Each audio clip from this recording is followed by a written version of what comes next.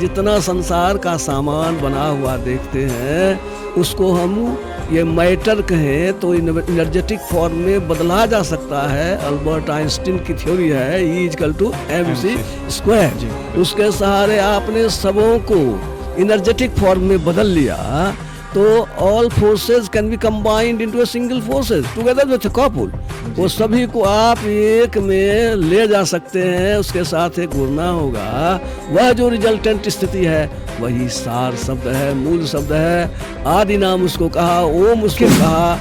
जो जानकार है वह जानता है कि असली यह नहीं है, असली तो विद्युत चुंबकीय तरंग है, इलेक्ट्रोमैग्नेटिक वेव्स है जो रिले किया जा रहा है कहीं से। टीवी उसको ट्रांसफॉर्म कर दिया है विशेष रूप में, तो वही रूप है, उस रूप को असली मानना बचकाना होगा। तो जिसको जितनी शक्ति है समझने की बुद्धि है उतना ही समझेगा। विद्युत चुंबकीय तरंग की शक्ति जिसको है वही समझ सकेगा। वाल्मीकि जी महाराज की यही स्थिति है, वो जान रहे हैं करे तुम वो नहीं हो जो दिखाई पड़ रहे हो, तुम तो वो नर्तन धरे हो संत सुर काजा। संतों के लिए, देवताओं के लिए मनुष्य का शरीर धारण किए हो। राम राम कही राम कही, राम राम कही राम, तनु परिहरि रघुवीर बिरह राव गए सुरधाम। वो देवता के लोक में गए जहाँ से मर मर करके लौटता है। स्वर्गौ स्वल्प अंत दुखदाई। राजा दशरथ की स्थिति अपनी समझ के मुताबिक वही हुई, लेकिन वाल्मीकि जी महाराज तो ईश्वर रूप में चले गए। यही दोनों के फर्क के कारण भी दोनों का परिणाम भी अलग अलग हुआ। लेकिन चीलर कपड़े में हल्ला करे, हमारा कपड़ा क्यों ले रहे हो? चीलर की आवाज को कौन सुनता? भगवान बुद्ध थे वहाँ, ध्यान में उन्होंने देख लिया, अरे ये तो उसके दिल में आक्रोश हो जाएगा तो फिर उसका जीवन बर्बाद हो जाएगा। उन्होंने खबर भिजवाया कि इस कपड़े को टंगनी पर वहाँ जहाँ है रहने दो, भी जैसा का तैसा। भगवान बुद्ध की बात थी, सबने इस कपड़े को रख दिया। नमस्कार साथियों, एक बार फिर से स्वागत है आपका हमारे पॉडकास्ट स्टूडियो जिसका नाम है शांति संदेश। और आप सबके बार बार कमेंट्स आ रहे थे कि हम नए एपिसोड लाएं। सो अभी हम नए एपिसोड में आ चुके हैं और हमारे साथ एक बहुत ही खास गेस्ट हैं जो महर्षि मेही आश्रम भागलपुर कुप्पा घाट से हमारे लिए आए हैं आपकी जिज्ञासाओं का समाधान करने के लिए। पूज्यपाद स्वामी स्वरूपानंद जी महाराज। नमस्कार स्वामी जी, स्वागत है आपका हमारे स्टूडियो में। कि ईश्वर को पाने का रास्ता एक है या इसके अलग अलग रास्ते हैं? क्योंकि कुछ साधु संत महात्मा हैं जिनके हम यूट्यूब पे वीडियोस वगैरह देखते हैं, प्रवचन वगैरह भी सुनते हैं, तो वो भक्ति मार्ग, ज्ञान मार्ग, योग मार्ग बताते हैं कि अलग अलग मार्ग हैं ईश्वर को और पाते सभी हैं एक ही ईश्वर को। और कुछ संत महात्मा है जो कहते हैं सिर्फ एक रास्ता है ईश्वर को पाने का। तो महाराज जी, इस पे एक बार आप अपना विचार देंगे जी। ये कि जिसको हम पाना चाहते हैं उसको हम ईश्वर शब्द से संबोधित किए हैं, वो ईश्वर के बारे में तो जानना होगा, वह है कैसा। हम लोग जानते हैं कि ईश्वर है कौन? वह जिसने संपूर्ण सृष्टि की रचना की है। तदी अपनो आप उपाया, नहीं कछु थे कछु कर दिखलाया। नानक बाबा ने कहा कि उस समय में केवल वही एक थे, कुछ नहीं था और कुछ नहीं से सब कुछ बना दिया। अब इसमें सोचने की बात है कि जब कुछ बनता है तो बिना हिले डुले तो कुछ बनेगा नहीं। जब तक हिलडोल नहीं हो यानी कंपन नहीं हो, बिना कंपन के कुछ बन नहीं सकता है। यानी ईश्वर वह जहाँ से कंपन की शुरुआत होती है, यानी कंपन रहित स्थिति ही ईश्वर की है। इसको कहा उपनिषदों ने कि बिंदु पीठ विनर्भिद्यं नाद लिंग मुपस्थितम सो शब्दं चाक्षरे क्षीणे निःशब्दम परमम पदम। निःशब्द यानी कि शब्द जब भी होगा तो कंपन होगा ही, और जब कंपन होगा तो शब्द भी होगा ही, और जब कंप नहीं तो शब्द नहीं, शब्द नहीं तो कंप नहीं। इसलिए यह कि निःशब्द स्थिति में हमें जाना है, कंपन रहित स्थिति में जाना है। वही ईश्वर है जहाँ कोई कंपन नहीं है। उस निष्कंप स्थिति को पाने के लिए केवल भक्ति और केवल ज्ञान और केवल योग से काम नहीं चलेगा, जी। तीनों चाहिए। ज्ञान, योग, युक्त भक्ति, संदेश, यह जो संतों ने, वेदों ने, उपनिषदों ने बताया है। ज्ञान से हमने जाना ईश्वर वह जो परम शांतिमय है, शांति रूप सर्वेश्वर जानो, ये कहा। वो जो कंप रहित स्थिति है उसको पाने के लिए ही हम निष्कंप स्थिति में जाए कैसे। तो मन हमारा कंपन से भरा हुआ है, और उस मन को शांत करने के लिए ये योग का सहारा लिया जाता है। योग का मतलब होता है जुड़ना। हम ऐसी चीज से जुड़ते हैं जिसको हम लोग प्रणव बिंदु कहते हैं। बिंदु किसको कहते हैं? जिसमें लंबाई, चौड़ाई, मोटाई कुछ नहीं हो, केवल स्थान हो। कंपन कहाँ से आवेगा उसमें? जी। ये कंपन की स्थिति खत्म करने के लिए पहले हम बड़े पैमाने पर रूप में अपने को लगाते हैं, जप में अपने को लगाते हैं, ये प्रैक्टिस हुआ। लेकिन निःशब्द में जाने के लिए वह जो प्रणव बिंदु है, जो सभी का उत्पत्ति स्थान है, सभी देवताओं की उत्पत्ति का स्थान है, स्थूल संसार की उत्पत्ति का स्थान है, उस बिंदु रूप में अपनी स्थिति को ढालना है। यह तो योग से ही संभव है। इसी के लिए योगियों ने 3 तरह की दृष्टियां बताई हैं। वो प्रतिपदा दृष्टि, पूर्णिमा दृष्टि और वो अमा दृष्टि। अमा दृष्टि से पूरी आंखें बंद करके साधु लोग ध्यान करते थे, भगवान बुद्ध ध्यान करते थे, कबीर साहब, नानक साहब, संतों ने ध्यान किया। अब भोला बाबा ने प्रतिपदा दृष्टि, थोड़ी सी आँख खुली रहती है भोला बाबा की, वो प्रतिपदा दृष्टि से उन्होंने इसको प्राप्त किया। और विष्णु भगवान ने खुले नेत्र, वो पूर्णिमा दृष्टि से प्राप्त किया। लेकिन लक्ष्य सबका एक ही, बिंदुवत अपने को बनाना है। उससे भी अधिक कंपन रहित करने के लिए वो शब्द का सहारा लिया जाता है। वो बहुत तरह के शब्द हैं जो उससे भी झीने हैं। इसीलिए कहा कि बिंदु, वो जलधरी कहा, नाद शब्द को, कंपन को कहा, ये दोनों महालिंग हैं। और यदि हम चाहते हैं उपासना की उच्चतम ऊंचाई पर जाना, तो पहले बिंदु को भेदन करेंगे। वही कहा बिंदु पीठ विनर विद्या। तब शब्द जो महीन शब्द मिला, नाद लिंग मुपस्थितम, शब्द रूपी जो चिन्ह है ईश्वर प्रभु परमात्मा का, उसको प्राप्त किया।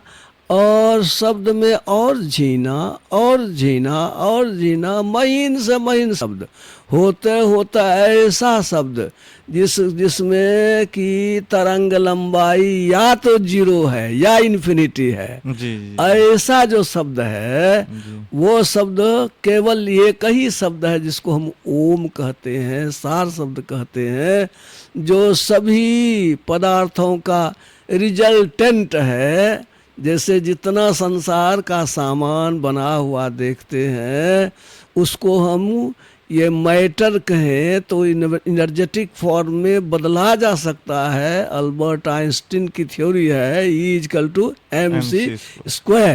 उसके सहारे आपने सबों को एनर्जेटिक फॉर्म में बदल लिया, तो all forces can be combined into a single forces together with a couple. जी, वो जी, सभी को आप एक में ले जा सकते हैं, उसके साथ एक घूरना होगा। वह जो रिजल्टेंट स्थिति है वही सार शब्द है, मूल शब्द है। आदि नाम उसको कहा, ओम उसको कहा, उसी से संपूर्ण संसार बना। यह संत कबीर साहब ने कहा, नानक बाबा ने कहा, और सभी वेद पुराणों में भी इसकी चर्चा है। इस तरह से निःशब्द वह है जो उस ओम के भी पार, ओम का भी वो उसका उसके बाद की जो स्थिति है वो निष्कंप की स्थिति है, वो ईश्वर की स्थिति है। उसके लिए आपने योग का सहारा लिया। ज्ञान जानेंगे नहीं तो करेंगे क्या, जी, ये जी, जी, जानना भी बिल्कुल, जरूरी है। अब भक्ति कहते हैं उसमें हम भावनात्मक रूप से जुड़ेंगे तब न होगा। जी, हम बिल्कुल, अभी स्थूल संसार में हैं, लिए स्थूल सहारा लेकर के मन को सोर प्रेरित करते हैं। यह जो स्थूल सहारा लेना हुआ, भक्ति की भावना हुई, भक्ति भावना से हम भरते हैं तो उस योग में हम सफल होते हैं। यानी कि ज्ञान योग दोनों के साथ भक्ति की जाए। ज्ञान योग युक्त भक्ति संदेश, यही एक रास्ता है जिसे आप उस अंतिम शांति रूप कंपन रहित स्थिति को प्राप्त करेंगे, और वही ईश्वरीय स्थिति है। तब आप देखेंगे करे हम तो वही हैं, दूसरा कुछ है ही नहीं। वो तो अल्टीमेट पोजीशन में सब देखता है कि एक ही सत्ता सब जगह है, उसी से संपूर्ण संसार का विकास हुआ है। इस तरह से ये संतों का, वेदों का और विज्ञान सम्मत मार्ग यही है। ज्ञान योग मिला करके तब भक्ति करेंगे तो हमारा अचीवमेंट, हमारी प्राप्ति जिस स्थिति की होगी वह ईश्वर प्रभु परमात्मा है। बिल्कुल बिल्कुल महाराज जी, हम ये समझ सकते हैं कि सबका सम्मिश्रण चाहिए हमें, हाँ, तब जा करके ही हम अपने लक्ष्य तक सब पहुंचेंगे। सबको यथा योग्य जिसकी जितनी जरूरत है जी जी सही ढंग से जानेंगे ज्ञान को क्या उचित है, और सही ढंग से योग को भी जानेंगे। योग जी का अपने मनोवृत्ति को, चित्त वृत्ति को कहाँ लगावेंगे, कैसे लगावेंगे कि हम उस स्थिति में जाएंगे। इसलिए योग भी जरूरी है। अब भक्ति साधन के द्वारा उसको प्राप्त करेंगे। तीनों चाहिए। जी महाराज जी, वो तीनों हलवा चीज़। बनेगा, सूजी होगा, चीनी होगा, पानी होगा, और ठीक से बनावेंगे तब ना हलवा बनेगा। बिल्कुल। इसी अच्छा तरह महाराज जी, इसमें सगुण और निर्गुण दोनों अच्छा, भक्तियां ही अच्छा। आ जाएंगी या? हाँ, अभी हम लोग हैं सगुण मंडल में। सगुण कहते किसको हैं? जी जी जी 100 गुण, जी, गुण सहित। गुण किसको कहते हैं? जिसमें सारे गुण। 3 गुण सब में है। जी जी जी, एक है उत्पत्ति, पैदा होना, दूसरा है ठहराव, कुछ देर टिकना, और तीसरा है नष्ट हो जाना। जितनी चीजें हैं संसार में उसकी उत्पत्ति हुई है, कुछ देर ठहराव हुआ है, फिर नष्ट हो जाता। उत्पन्न होना रजोगुण कहलाता है, ठहराव सतोगुण कहलाता है, नष्ट होना तमोगुण कहलाता है। तीनों गुण जिसमें है वो सगुण हुआ, और इसके पार जिसमें तीनों गुण नहीं है वह निर्गुण हो गया। हुआ। जी जी बिल्कुल। अब ये सगुण की उपासना ही तो हम लोग सब कुछ करते हैं। अभी तो सब कोई सगुण में ही है। इंद्रियां हमारी, हमारे सोचने का ढंग, पूरा सबका सब सगुण ही है। इसलिए उपासना सगुण से शुरू होती है, ये कई बार निर्गुण की नहीं होती है। अच्छा अच्छा अच्छा। सगुण की उपासना को करते करते तब उस उपासना में जो कहे सार शब्द, जो कहे ओम, जिसको कहे, जो कहे कि जो रिजल्टेंट फोर्स है जिससे संसार बना है, जी। वही केवल निर्गुण है। उसको राम अच्छा। नाम कहते हैं, दूसरा कोई निर्गुण है नहीं।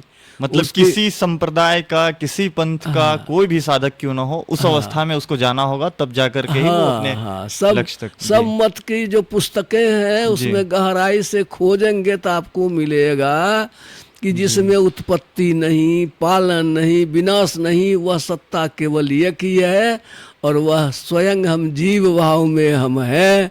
और उसके बाद उसको भी खत्म करके चलेंगे, तब निर्गुण सगुण के पार में वह जो स्थिति है वो शांति रूप सर्वेश्वर की स्थिति है।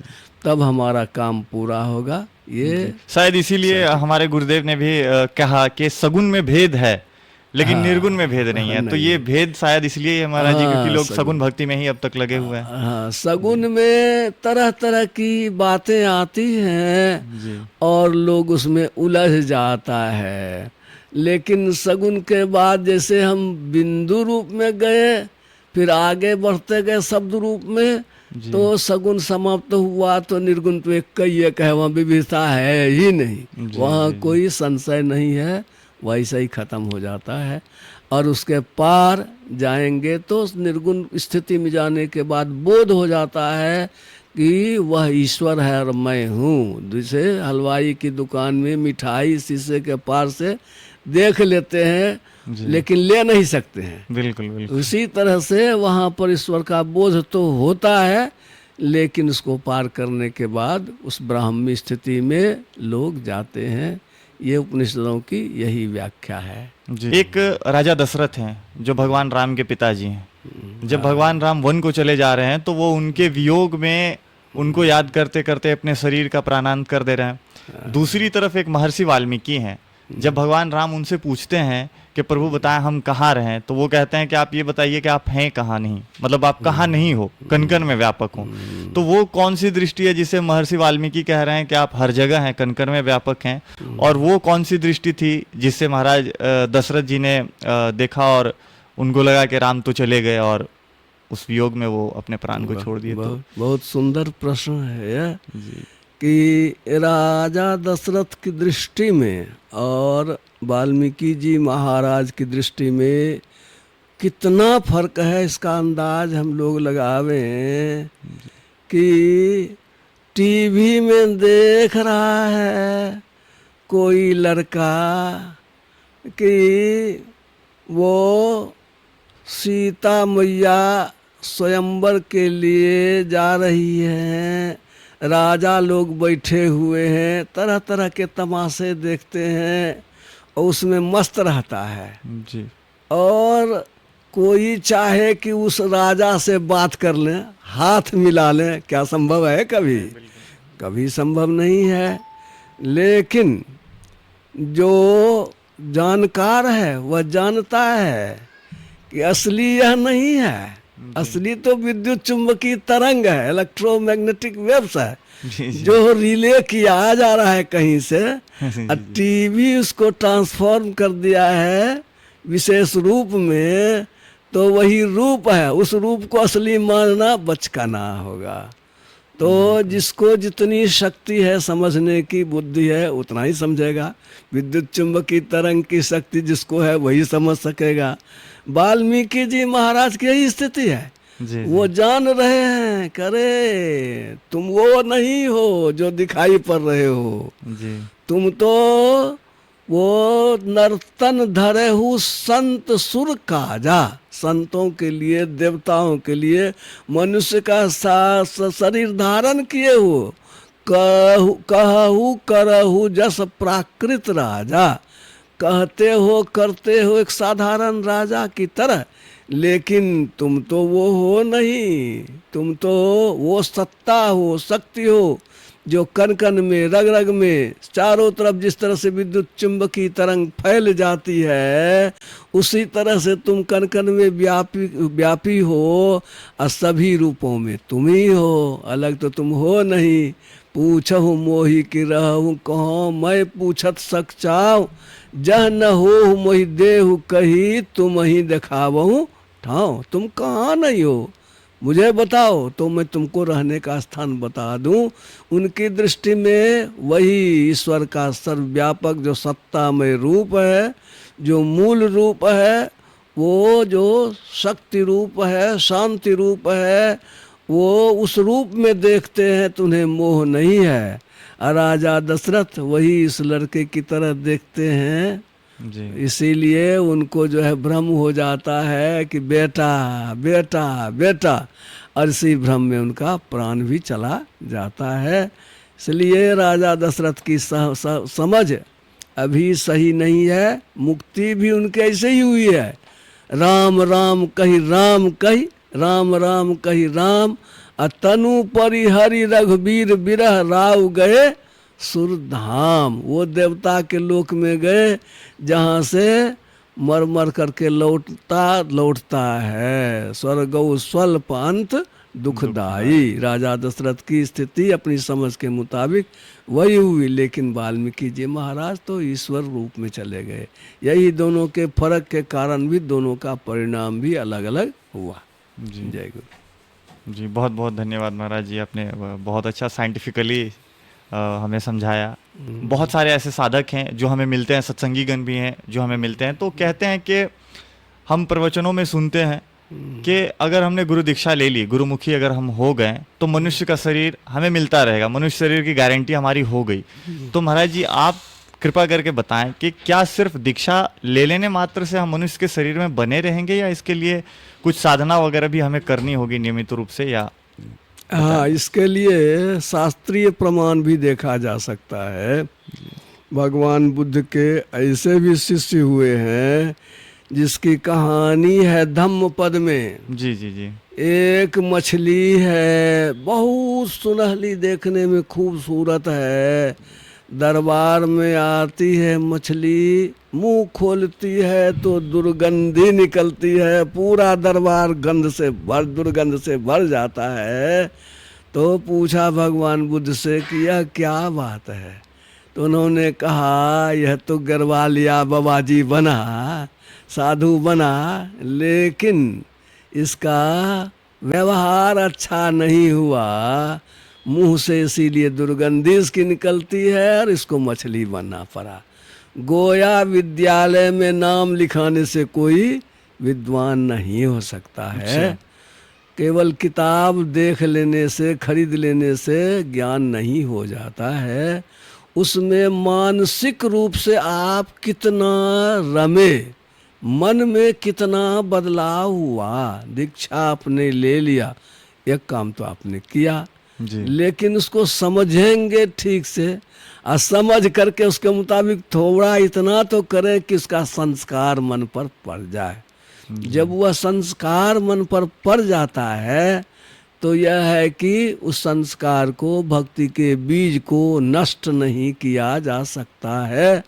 और वह भक्ति का बीज जिसको पड़ गया तो वह बीज मनुष्य के अलावे किसी शरीर में भगवान दे नहीं पाते हैं। अच्छा। क्योंकि और शरीर में वह है ही नहीं कि उस बीज को रखेंगे। साधन धाम मोक्ष कर द्वारा केवल मनुष्य शरीर में है मोक्ष का दरवाजा।